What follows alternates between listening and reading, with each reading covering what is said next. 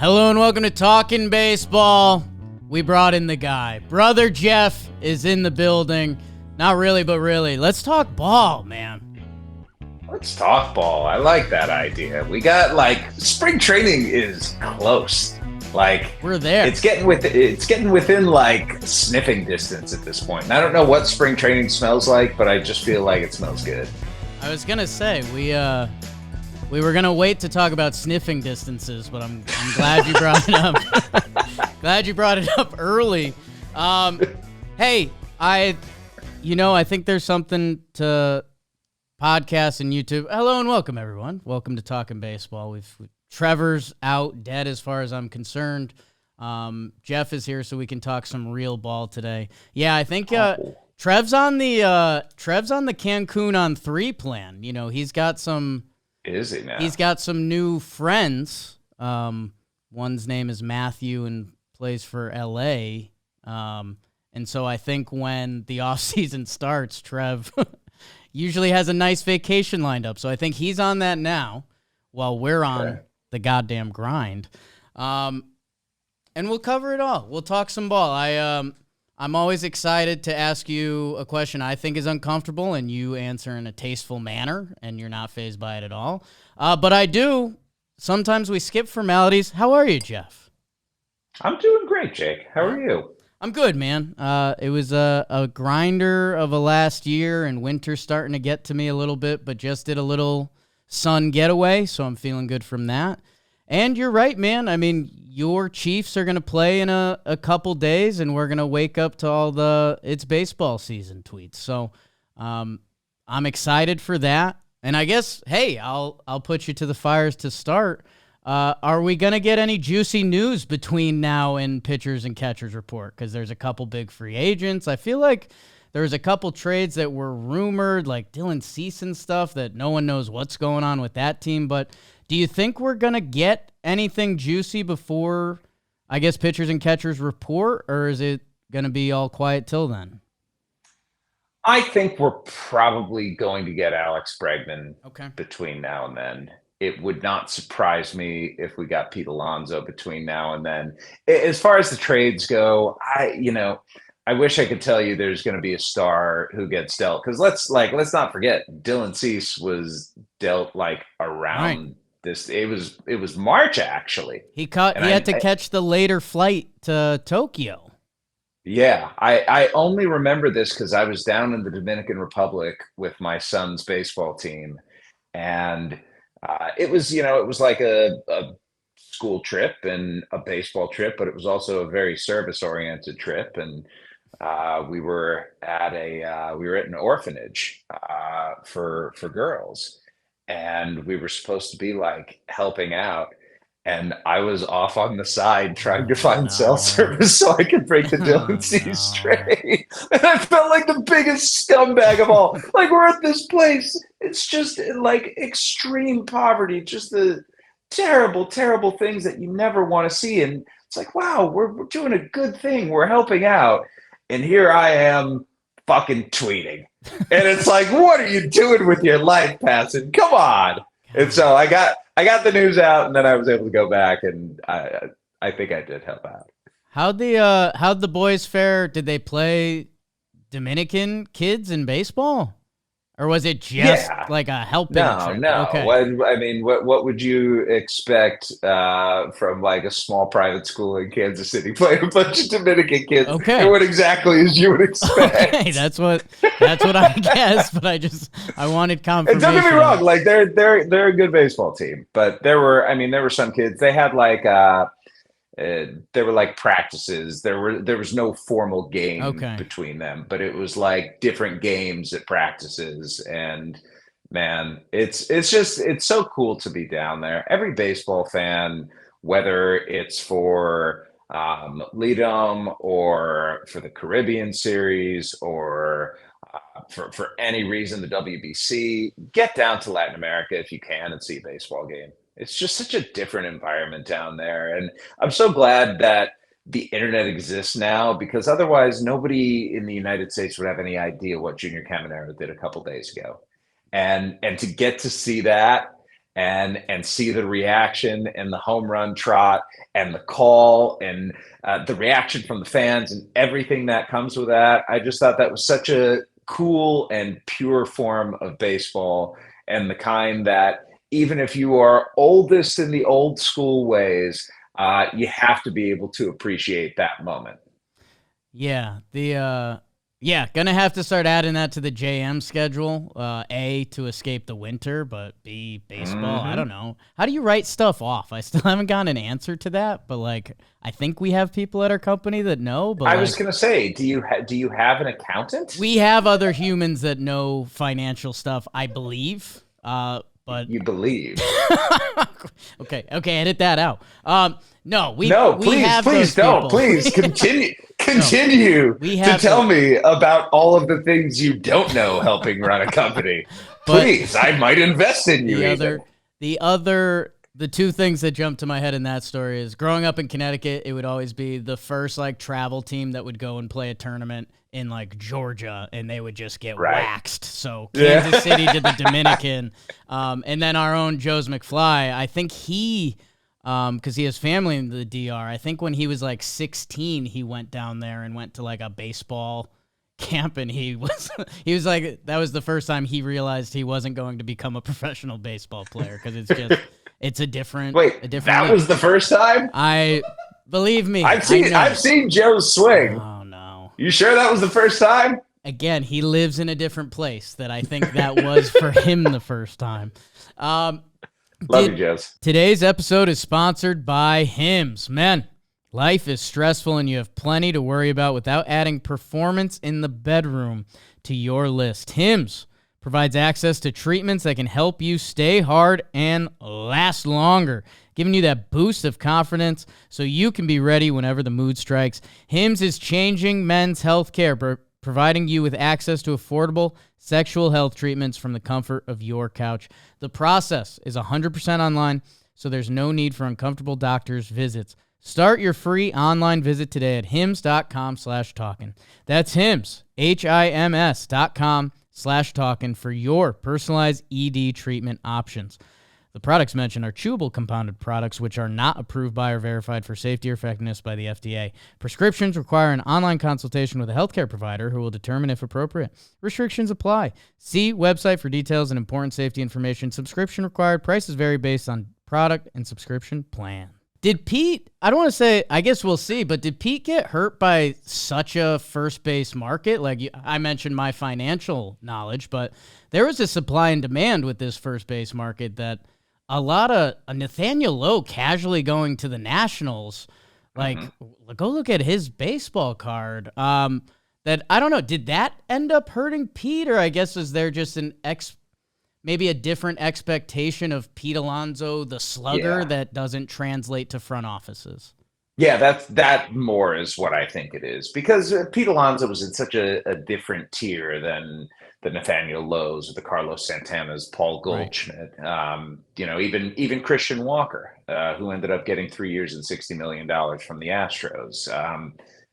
Pete Alonso, if he got paid on his name, would be a $200 million player. Teams do not pay for names anymore. Right. Like that just doesn't happen now. And because of that, let's look at what he is in addition to Pete Alonso, feared slugger, who has made his career in New York. He's 30. He is a right-handed hitting, right-handed catching, right-handed throwing first baseman. He's somebody who is power above all. Like power tool is 2 to 2.5 grades ahead of the hit tool, with not a ton of strikeouts for a guy who has the power that he does, and a pretty decent plate discipline, but still it's just not the profile with the body particularly that ages well, or that has aged well on guys in the past. And that's what teams are paying for. They're not paying for what you have done. They're paying for what they believe you are going to do. And this is where I think the emphasis from teams on, and reliance more than emphasis, the reliance of teams on their models to almost exclusively make decisions for them has actually backfired in a way. If you go and look at what Pete Alonso has done over the course of his career, yes, there are flaws, there are faults, but the guy plays every Yeah. day and the guy hits the ball over the fence. And I'm not sure why another team, maybe one without a pressing need for a first baseman, hasn't jumped into the fray here, because I feel like where Pete Alonso is at right now, there's an opportunity to get really good value. Pete Alonso wants 6 years at 25, 30 plus $1 million a year. Yeah, I get why you're not going to want to give him that, because that's taking him into his mid 30s, by which point you're probably going to be getting years on the downswing. But the next 3 years, I'm very comfortable in saying that Pete Alonso is going to have a productive next 3 years. And to get that for $25 million a year, I'm not going to say it's a bargain, but I think it's certainly a fair price. And if you want to give him opt-outs after the first year, then that feels like something that has good incentives on both sides. If he does opt out after that 1 year, then all of a sudden you have a 1 year deal if you're a team, and there's no such thing as a bad 1 year deal. For Pete Alonso, if you have a good year, then you opt out after that first year. If not, then you either pull a Cody Bellinger or Jordan Montgomery, come back in, try and do it again. So there has to be a structure that aligns with the interests of some of these teams out there. And the primary team, Jake, has to still, in my mind at least, be the New York Mets, just because it makes so much sense in so many ways for him to come back. Yeah, that's seemed like the team. I liked a little of the Toronto smoke, and I don't know, it's just so funny that baseball fans, it hits the point, or actually it's just the whole offseason now that baseball fans make up their whole rumors. Like, I feel like It's like, wait, isn't Seattle constantly looking for power? And, people, went the article the other day that people just can't hit in Seattle, which that's a fun case study that I haven't been able to wrap my head around. But I guess I'm just surprised in my head. All the aging and stuff, sure, body type, very similar to Pete myself. Not aging great, but like I just don't get how there's not. You're as tall as him, aren't you? Stretch me out. I don't get why. Still wouldn't be as tall as him. If there's a front office, if I'm a GM and I'm looking at my board and I'm building my team, and I can almost pencil in 35 homers for a baseball player, you can't. That doesn't happen. Like, there's 5 guys in the league you can say that for. Yeah, and Jake, this is not a Chris Carter 35 home runs either. This is like 35 home runs with walks and with other power. Like, this isn't just an empty homer guy, like a full 3 true outcomes guy. That's not who Pete Alonso is as a hitter. I can name like less than 10 people in the world who could do what he did to Devin Williams' changeup when the Mets knocked the Brewers out of the postseason this year. It was a staggeringly good piece of hitting, like off of one of the most dangerous pitches in baseball, a backdoor changeup up in the zone. I understand you don't want changeups up in the zone, but the fact that the changeup was up in the zone as high as where it was, hitters don't see that very often. So all of a sudden you have this pitch that you don't really get a good look at, and you're probably not going to, when you're in the cage and you're going against the trajectory, you're not going to be asking for a high outside changeup from Devin Williams. So this is brand new, and Pete Alonso absolutely squared that thing up and hit the ever-living piss out of it to the opposite field. Guys just don't do that. And when you have that kind of talent, that's special. You bring up Seattle. Of course the Mariners want him. They don't have money.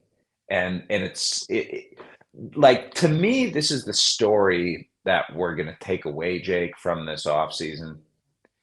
It's not just what the Dodgers are doing. It's what other teams aren't. Yeah. And it's the contrast between the approaches of these two sides, where the Dodgers side is, we are going to go full bore, but that's not done in a vacuum. That's done in the context of all these other teams saying, hey, we're going to pull back a little bit, whether it's because of RSNs, whether it's because of the CBT, whatever alphabet soup you want as an excuse to not spend. Major League Baseball owners have taken this offseason to use it. Yeah, it gets crazy when you just mentioned like the city of Seattle, one of like the US's most booming cities of the past 20 years. That's not my specialty, but yeah. And we're talking about them not, a realistic contract offer to Pete Alonso, a 5 for 125, an opt out after the first 2 years. And like the fact that that's not on the table for Seattle, that's before you get to 11 other cities. So it is wild, and I don't know. I'm scared. I don't want to open up that can of worms because I feel like that would be the 3-hour long Jake and Jeff after midnight pod that we would hunt for solutions and we'd find some, but it's a weird spot baseball's in because Jeff, I've got Yankee fans that are like, we can't keep up with the Dodgers, and that's insane. Is it your tweet today or an article today that it's like the Yankees are the third biggest spending team in baseball? That's insane. Yeah, I was on Michael K yesterday, and we were talking about that. And I went back and listened to what I was saying because you don't, in the moment, you never know how things. No, that's good for you, dude. You gotta like. I hate listening to myself. Oh, I don't enjoy it at all. Like watching myself. The only clip of myself, I swear to God, this is true. The only clip of myself that I will watch on occasion is your ad read. I will go back, like if I'm in a bad mood, I will go back and watch that because I guarantee every single time I'm gonna laugh at that. It's still my favorite. You got hit by a boner truck. You really did. The shock on your face. That is a great clip. So I went back and listened, and I think one thing that I did not acknowledge is the New York Yankees have historically spent extraordinary amounts of money. So I'm not sitting here saying that the Yankees aren't spending, because they are. Like they're still going to be near the tippy top of baseball. But it's awfully interesting to see where they are in the landscape of the game right now, and where the riches of owners who have come into the game have allowed salaries and payrolls to go. And maybe this was inevitable that the Yankees weren't going to keep up. But I just, when George Steinbrenner sets a particular standard, and doesn't just set it, but carries it for decades, and then suddenly somebody comes in, someone with the same last name, no less, and does not abide by the same standards, it's a shock to the system. But it also, I think, speaks to where the Yankees are in the marketplace in Major League Baseball right now. They want to be seen because of who they have been, because of where they've been, because of what they've done, because 27 championships, because the pinstripes, because the mystique and the aura, because of everything that comes with being the New York Yankees. They still believe that they are and want to be seen as up here where everyone else is there. Yeah. That's not the case. That's not the case anymore. It's just not. And it could be. Now, the Yankees might have to spend themselves into not making nearly as much money as they do. But that is a decision, Jake, that the Los Angeles Dodgers have made. That is a decision that the New York Mets have made. So if you're going to hold yourself to a particular standard and want to be seen in a particular way, then all of the things that come with that need to follow, right? Like you can't be seen as the mighty Yankees, as the evil empire Yankees, as the Yankees who are just bigger and better than everyone else, when other organizations are doing things that are bigger and better than what you're doing. Yeah, I echo a lot of that sentiment, and I think one of the lines I've fallen into while getting nervous someone's going to bust down the door to our office is it's a team that cares so much about their brand, that the brand is based on winning and being the best, and Again, I'm a little too close to the situation now, but it's focus on that and almost everything else falls in place. I've done this on Talking Baseball a lot, so I won't do the whole thing, but the Kansas City Chiefs are viewed as a class franchise in football because they win a lot. The Golden State Warriors for a while became the class of the NBA because they won a lot. So, like, put the emphasis on that, and all the business stuff works out. And your hat is a international brand, and all of the Yankee things. I'd rather not talk about that right now, Jeff. Now, Jake, the Yankees are not the Yankees because they're losers. The Yankees are the Yankees specifically because they've won. Now, the argument, I think, that somebody from New York or from Seattle or from Boston or from Baltimore or from the Chicago Cubs or from any of these organizations that aren't spending this offseason. And yes, the Yankees have spent. And by the way, I also think the Yankees have had a pretty good offseason. Right. They have. They have. Yeah, like I think that the pivot, it was pretty well done. I like Max Fried in New York. I love Devin Williams in New York. I like Paul Goldschmidt at the price. I like Cody Bellinger at the price. Like, I think they've done a generally good job of coming back, but it just could be more. And it's wild to me that Alex Bregman is sitting out there right now and the Yankees aren't in on him. Like, that's the one thing that I look at. And it's like, you know, if you're going to criticize a team for inaction, at very least, be able to say what the moves they could and should make are, right? And the Yankees have a hole right now. It is either at third base or at second base. And if you wanna say we're gonna put DJ LeMahieu and Oswaldo Cabrera and Oswald Peraza at these places, and we're going to see who wins, and hopefully one of them works. Like, okay, that's fine. I get it. Right. But Alex Bregman, you want to talk about a guy who's won. I understand that first championship is tainted, as it should be. But they came back 4 years later or 5 years later and did it again. He has been a guy who has been awesome in the playoffs. He is somebody who is rock solid defensively. Who's a phenomenal base runner, who makes a ton of contact. And I understand the offensive numbers are going in the wrong direction right now, but I think you put him at the stadium. And by the way, all of this that we're talking, it's not going to happen. Right. But I'm just trying to make the argument for it. Like, it's one thing to say no to Alex Bregman in November and December. It's a completely different thing when we're a few weeks away from spring training. The guy is looking for a job, and the opportunity to go in there and poach him at a lower price is eminently available. And so it's just something like that. And look, maybe long-term, the Yankees are better off for it. But I look at this club like 3 years down the road. The only players under contract are Aaron Judge. I believe the only players under contract are Aaron Judge and Garrett Cole, Max Fried, and Carlos Rodon.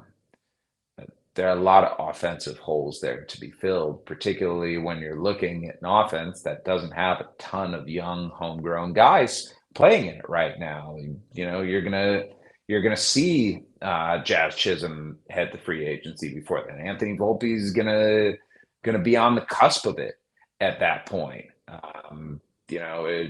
Catcher, who knows, is Austin Wells going to be the guy that they hope he's going to be? Perhaps. Is Jason Dominguez going to be the guy they hope he's going to be? Perhaps. But there are spots to fill long-term for this Yankees team on the offensive side. And when you look at free agent classes going forward, Jake, they're not all that great. So maybe they're saving the money this year in order to go after Kyle Tucker next year. Like, maybe that's what it is. And that's why I can't be too harshly critical about a single winter, unless they're just doing absolutely nothing, because all of this fits into the context of a greater picture that could include more spending in the 25-26 winter, 26-27. But, a lot of the best players of those classes, guys who would be free agents, have been locked up to long-term deals already. And so the top tier upper echelon talent just isn't the same going forward as it is right now.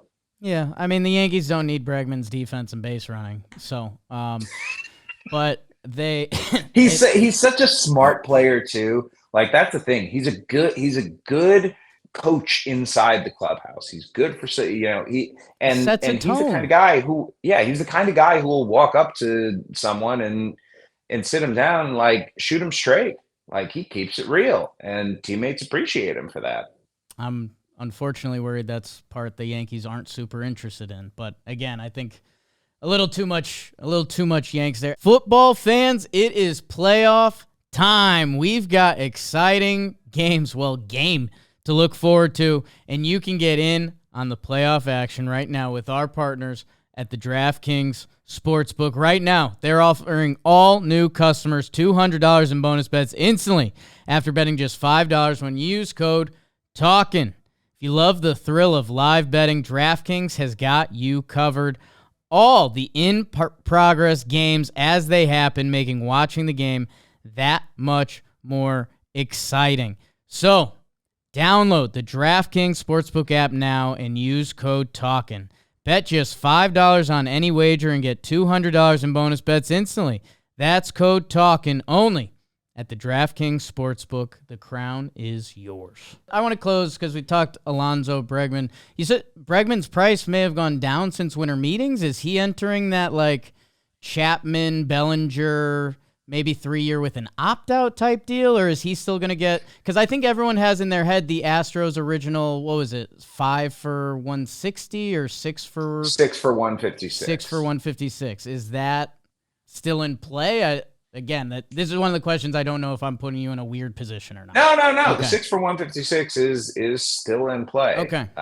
So theoretically, would it take more for him to sign somewhere else? I mean, one would think, but it is a 3 or 4-year contract with a higher AAV and an opt out after years 1 and 2 more valuable than the long-term deal? I think we're going to learn a lot about Alex Bregman's priorities here and what's important to him. And the belief is that he wants a long-term deal now, might not need any opt-outs, like he wants to be locked in, and he's just not getting those years elsewhere at this point. But the closer we get to spring training, man, I think the more teams start to recognize, hey, maybe we have this weakness here, and we need to take advantage of this opportunity, which is why I think at the end of the day, Bregman's still going to do just fine. Yeah, I mean, every team can use Alex Bregman. That's the thing. Truth. If he ends up in Boston, oh God, that was my Yankee fan coming out. Yeah, I don't know that he's going to end up in Boston at this point. Yeah, I had one of my Boston friends. Sheedy texted me this morning, and he was like, hey, the Red Sox haven't signed a free agent hitter since Adam Duvall. I don't know. Again, I'd have to check some of the stats on that. Hey, I got a fun one for you. What's like when the beat writers are bopping, the beat writer group chat that you guys keep me out of? Obviously the Dodgers have stolen headlines this year. Like you mentioned, the Yankees had a pretty nice offseason. I guess who's the team that people are like bumping elbows and are like, hey, they had a sneaky, really nice offseason? I think Texas bringing in Jake Berger and Jock Peterson, bringing Nathan Eovaldi back. They're going to get close to a full year out of Kumar Rocker. But the real one is Jacob deGrom. Right. Like what version of Jacob deGrom are the Rangers going to get? Because if the Rangers get the good version of Jacob deGrom, all of a sudden 2023 Rangers are back in play. I still think Corey Seager is an elite player. Marcus Semien, still an elite player. Wyatt Langford, I think, is going to take a big step forward this year. They have to get more out of Evan Carter than they did last year. And it's just the Jock Peterson effect is not something to sleep on, Jake. Like that guy, I was talking with someone in Arizona last year, and this is when the Diamondbacks had really started hitting. And, they were the best hitting team in baseball last year. It was kind of surprising, a little bit out of nowhere. And So I was asking the guy why, and he's like, Jock Peterson is the best clubhouse guy I've been around in my career. And this is someone who's been in baseball for like 20 plus years. So hearing that, and knowing that he's going to bring whatever verve he has down to Texas and go into that clubhouse and really, I think, invigorate it. I like the Rangers a lot, and we're going to wait and see. We're going to see what spring training looks like, but I am tempted to pick the Rangers to win the American League West right now. Yeah, Jock has always gotten to me a little bit because it's like, wait, you can set this and forget this against right-handed hitters and have a 900 OPS guy, right? Year over year, and like right-handed pitchers, but same. Yes, same idea. And yes, he's going to DH, but that's what you want. That's what you should be looking for. Absolutely. Like, yeah, and just look for productive players. It's not a hard concept. Yeah. Let's find guys who do well and let's put them in our lineup. Hey. Yes. I guess on the other side, and unfortunately, there's probably a lot of, like we talked about just with baseball and the problem with a lot of the smaller market teams not getting in the dance. I guess in the beat writer group chat, who are people elbowing, being like, what are these guys doing? Or I mean, unfortunately, the Padres jumped to mind, but I was going to say San Diego, Seattle, Baltimore, Boston, Chicago, and Boston. It might be a little unfair that they're in there because they went out and traded for Garrett Crochet. They signed Walker Buehler. Like, they've gotten better, but we've just seen the Red Sox spend more. Same with Chicago. They went and traded for Kyle Tucker, and they went and traded for Ryan Presley. But again, we've seen them spend more. So what's the reticence there? And these are, Tom Ricketts is asked about this, and he says it's tough to compete with the Dodgers. I mean, the Chicago Cubs, right? Like the team that for years and years and years was absolutely horrible and still managed to sell out its ballpark. The team that owns real estate around that entire area and has turned it into an absolute cash cow. The team that started its own regional sports network and has been successful. Suddenly the Chicago Cubs want to be like the little sisters of the poor. You want like John Belushi walking in and the door automatically closing and the building blowing. Like, I mean, the Cubs, they're crying poor now. Right. How do the Marlins feel? How do the Rays feel? I mean, it boggles the mind that the Cubs are treating things like this, but the reality is, Jake, they are. And look, ownership is going to give the front office a budget in 30 organizations. And sometimes there's a little bit of wiggle room, and sometimes you have an owner, Ken Kendrick has done this a couple of times with Jordan Montgomery last year and with Corbin Burns this offseason, where he'll go in and say, you know what, this is something we need to do because we're competing against this Los Angeles Dodgers juggernaut, not just in our league, not just in all of Major League, like we're in the division with them. And so we got to compete. And I give the Diamondbacks a lot of respect for what they have done this winter. And they're another team on the list that's gotten better, but Seattle has signed one player. It's Donovan Solano. The Padres have not signed anyone at this point. Elias Diaz, Jeff. Oh, that's right. They got Elias Diaz yesterday. Thank you. My apologies. It's a shame I forgot that one. There's just been no significant moves to get better. Right. And if you're the Padres and you're competing with the Dodgers and the Diamondbacks, you kind of need to get better. Isn't that what the postseason taught you? Like, you can't run it back with what you've got, particularly with some free agents leaving already. And the Padres are in a very unfortunate situation right now because they have got they're getting dinged a couple ways. They've got a nasty fight over ownership of the franchise, which is always the sort of thing that can destabilize the product on the field because, if you don't know where the future ownership is going to go, the likelihood of getting spending okayed is a whole lot lower. And they've also got Dylan Cease and Michael King going into their walk year with Yu Darvish and Joe Musgrove, who's out right now, really being the lone holdovers in that rotation. You can look at Randy Vasquez as well, or Matt Waldron, but in reality, those are more back end of the rotation type guys. When you're talking front end starters, Musgrove in his 30s, Darvish in his late 30s. Like this is not a group of pitchers that's getting any younger, and they've traded away so many of their top end guys, top end prospects, that the notion that they are going to suddenly be bringing up this groundswell of pitching from the minor leagues, it's not realistic. And so the Padres, it's a real rock and a hard place right now for them. I guess I'm initially surprised that you threw the Cubs and the Red Sox into the mix because, like you kind of mentioned, I think there's parts of their offseason that you can love. I mean, Kyle Tucker is probably the best Cubs player since Bryant, Rizzo, even a couple of those Baez peak years. The Red Sox kind of finally brought in the pitching that we've been asking for a couple years.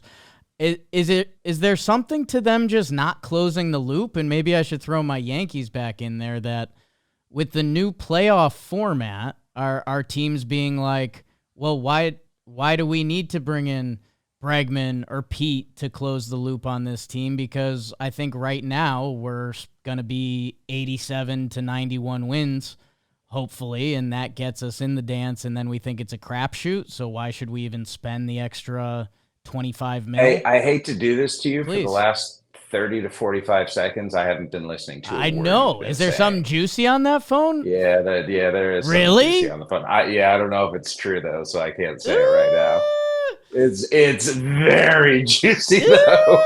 Jeff Passan. Jeff, I was delivering a well-spoken, beautiful question, and I have no idea what you said. You left the planet,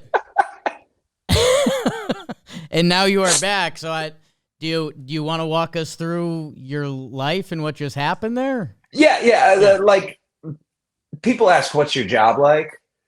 My job tends to be that I will get information thrown at me, and sometimes that information is like, oh shit, right? Like I gotta drop everything I'm doing, and this was one of those.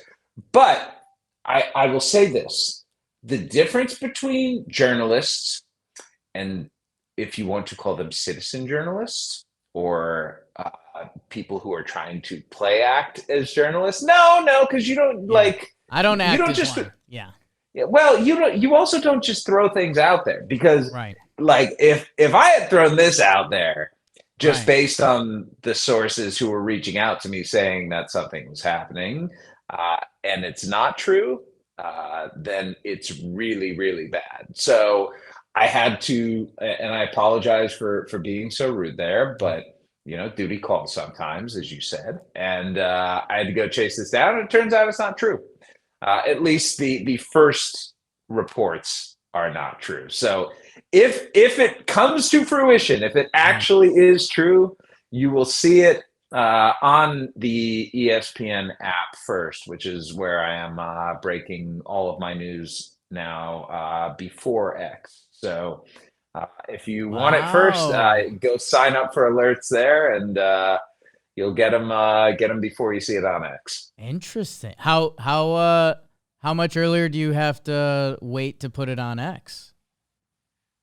I usually just put it on right after. Okay. But it's we're this is a new thing. Like, we just started this last week. Okay. So we're I think after like a month, I'm probably gonna get together with Schefter and Thamel and Shams, and we're gonna go over what's worked and what hasn't, and see what's best for fans, because that's what we're here for. That's who we're here for. We, whether it's baseball or football or college sports or basketball, you guys are the reason that we do this. The Sports News Avengers. That, God, part of me wants to be a fly on that wall. Part of me doesn't at all. I'll be honest with you. That's scary company. No, it's not scary company. Like, look at us. How scary are we? Yeah, Like if ever I get in a fight, I'll get my ass kicked. I'm not scary. Like you got to Yeah, know one of the beauties of being in your 40s is you start to realize like you are who you are and know thyself. right. And one thing I am many things. Scary's not one of them. Like the only No. scary thing about me right now is how tall my hair is today. Yeah. Like it's alarmingly up there at this point. We had a good laugh. We had a good laugh, he said. We did like a leadership type meeting or something, so I'm just trying to survive that.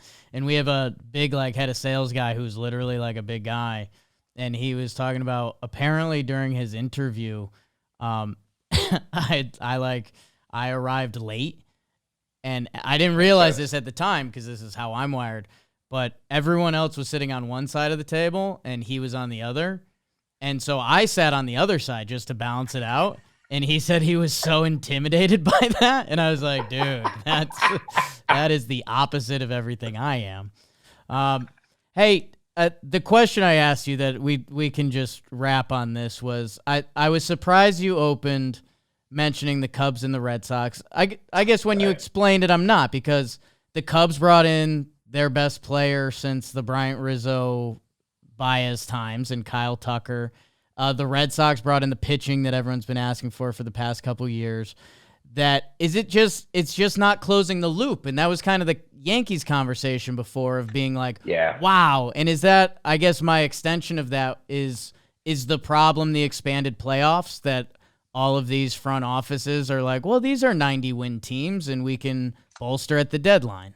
Yeah, yeah, I mean that is an entirely reasonable read on the situation that the baseball playoffs are the thing that have kept parity in MLB, right? It's the fact that if we end up with a 5 seed and a 6 seed in the World Series, like we did a couple of years ago, it's really not all that surprising to anyone because short series tend to level out the gap in talent between these teams.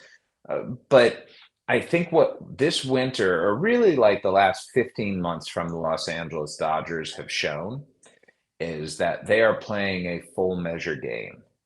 And if you're a team that's going to go only half measures, it's not going to work out great for you. And that's where I think the Cubs and the Red Sox fall into at this point. They have had a half measure winner. The half with the trades has been phenomenal. Like getting Garrett Crochet, and I understand Kyle Teal is going to be a good player. Like I like Kyle Teal, and I think Braden Montgomery could be a good player, and Chase Mydroth and Wickham and Gonzalez. Like it was a really good package that the White Sox got back, but the Red Sox got a potential frontline starter who's super cheap in arbitration for the next 2 years. So that's the price that you have to pay for that. And a team that needed pitching as much as the Boston Red Sox did, I like that move for them. I think it's the right move, and I think adding Bueller too, like on a 1 year deal, the upside there is absolutely enormous. With the Cubs, another team that was sort of on the cusp of a playoff spot last year, and they go out and get one of the 10 most talented players in all of baseball, and Kyle Tucker. But you got to add to that. It's got to be more than Ryan Presley. Like it has to be Mm. more than these little incremental moves. Like you want to get like leaps and bounds bigger, not just go sort of slightly. Like you want jumps, not steps. And this was not a jump kind of winner in free agency for either of those teams. Yeah, the Cubs were originally my Corbin Burns team because I didn't see a Corbin Burns team, and I was like, God, Right. wouldn't this jump them to the front of the line essentially? 100%. Yes, of course it would. But look, Right. it always goes back to ownership. That's where all of this lands because I think Andrew Friedman is a perfect example of this. He came up in Tampa Bay learning how to win without spending a whole lot of money. Like executives know how to do that. A lot of them take pride in doing that, and understandably so. In this game that has some inherent unfairness because of the disparity in payrolls, you still can win in baseball with a low payroll. Like you can still build a good, sustainably winning team with a low payroll, your margin for error is just minuscule at that point.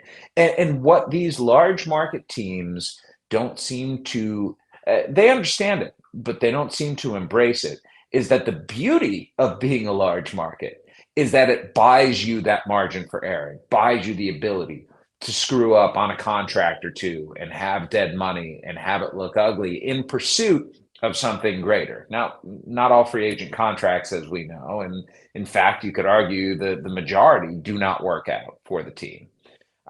But that doesn't mean just because a market is inefficient that you shouldn't go into it and try and find those efficiencies there. And, you do that enough times and it buys you the ability to go out and take a risk. And I'm always, Jake, going to take a risk on guys who have been there and who have done that, because being an elite player at the big league level is an extraordinarily difficult thing to do, and the sort of thing that doesn't just, grow out of nowhere. And if a guy's done it, that's someone who, if I have playoff aspirations, if I have World Series aspirations, that's someone who I want on my team.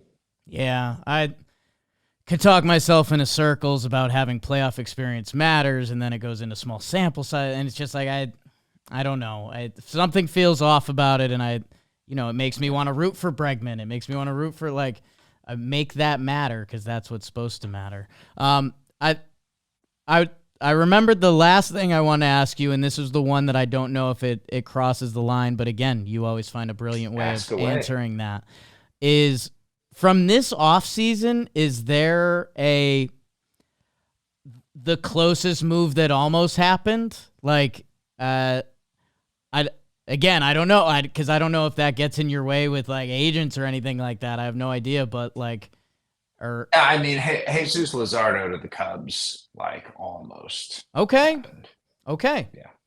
Okay. That was. I was pretty convinced that was going to happen, and then it didn't. And then the Phillies got him. So, there's some guys who are bound to be traded, and he was one of them. And I don't know that the Miami Marlins are going to be the Chicago White Sox this year, but it's going to be awfully ugly down there, man.